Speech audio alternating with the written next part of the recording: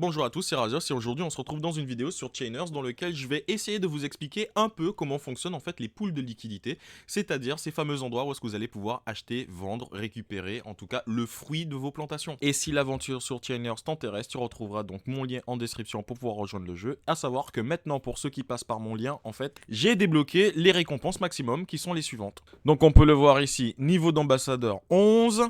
Et vous avez ici donc le niveau de récompense pour les ambassadeurs, c'est-à-dire que en passant par mon lieu, vous allez gagner directement 200 CFB, Watermelon Seed, mais surtout un plastic plot direct. Et ça, je peux vous assurer que ça fait clairement la différence. Là, vous allez récupérer les récompenses, non pas 1 par 1, mais 8 par 8. Donc concrètement, si ça vous intéresse, passez dans mon lien en description. A tout de suite pour le reste de la vidéo.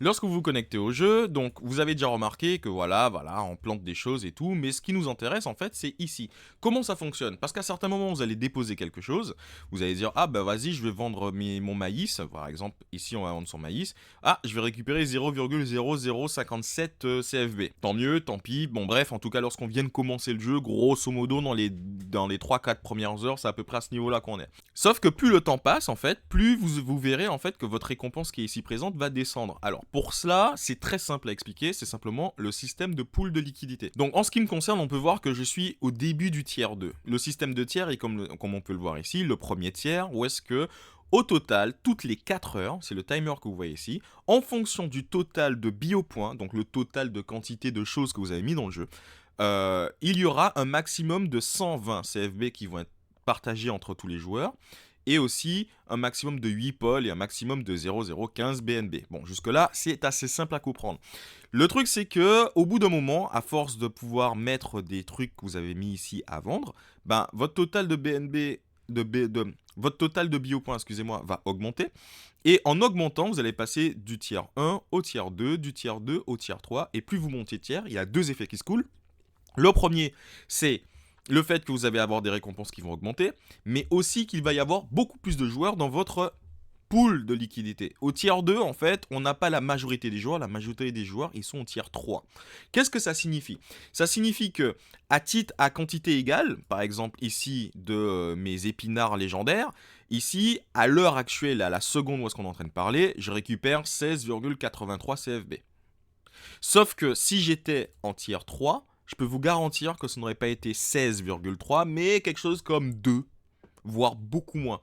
Tout simplement parce que ici, il y a beaucoup plus de joueurs et que la pool size qui est versée toutes les 4 heures est largement plus grande que celle-ci. Disons, prenons le scénario suivant. Dans la pool size actuelle, par exemple, on a vu ici du 15, du 12, du 6, etc. C'est ce qui s'est passé les fois précédentes. Admettons que cette fois-ci, la pool actuelle, en fait, que lorsqu'elle va se terminer, qu'elle va terminer à 20 millions.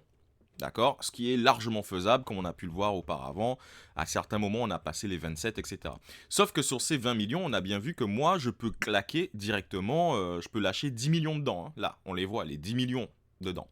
Si, au final, sur la pool de 20 millions, que moi, ici, dans Yours, on va marquer 10 millions, ça veut dire que j'aurais récupéré littéralement la moitié du reward de ces 4 fameuses heures. Et par exemple, on le sait que au tiers 2, si c'est du CFB, c'est 1100 CFB. Si c'est du pôle, c'est 100 pôles. Donc si moi, à moi seul, j'ai claqué la moitié de la pool, ben du coup, là, j'aurais récupéré à peu près 550 CFB. Et en termes de pôle, 50 pôles. Et en termes de BNB, vous avez compris. Où est-ce que je veux en venir maintenant avec cette idée? Il faut que vous compreniez quelque chose d'extrêmement important, mais extrêmement important, et il est très très très fortement recommandé à tout le monde, en fait, de s'arrêter de verser des biopoints lorsque vous êtes vers la fin de votre pool. Je m'explique. Là, on est au tiers 2. On sait que bientôt, enfin là, on sait que je pourrais directement passer au tiers 3, et au tiers 3, en fait, les récompenses sont légèrement augmentées. Le problème, en fait, c'est qu'au tiers 3, tu as les grosses baleines, tu as des gens qui sont là depuis 1 an et demi, et du coup, la répartition de la thune ici, elle est beaucoup plus large. Ça veut dire que moi, avec 10 millions, je claque 10 millions dans cette pool-là, 10 millions, en fait, c'est rien. On va dire que c'est probablement, il y en a, la plupart du temps, c'est par jour qu'ils vont claquer littéralement 20, 30, 40 millions parce qu'ils ont des très grosses fermes.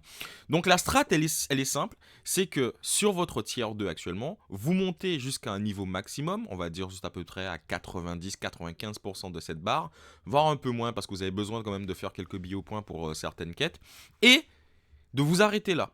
Vous arrêtez là, vous accumulez une chier de quantité de trucs qui sont là, hein. Vous en accumulez une quantité phénoménale. En ce qui me concerne, moi, je pense que je veux au total, par exemple, on a vu que j'en ai 10 millions ici, je claquerai 8 millions là-dedans. Donc je vais monter ma barre jusqu'à 8 millions. Et les 2 derniers millions, en fait, je ne fais que du stacking pendant 2-3 mois, je sais pas, pendant un petit moment. Pour que lorsque je voudrais passer au tiers supérieur, ben, que je vais lâcher une quantité phénoménale de biopoints dans la poule, je vais bouffer une très grande partie de cette poule, mais je vais être récompensé sur la poule de tiers 2, puisque concrètement, si je lâche cette même quantité en tiers 3, je vais gagner beaucoup moins. Je ne sais pas si c'est clair ce que je viens de dire, mais concrètement, ça se résume à, lorsque vous arrivez aux environs des 80% ici, vous arrêtez, vous vous calmez, d'accord? Vous accumulez, vous farmez, vous faites plein d'autres trucs sur le côté, vous doublez, triplez, quadruplez, cinqutuplez la quantité de réserves que vous avez, et ensuite vous lâchez tout d'un coup.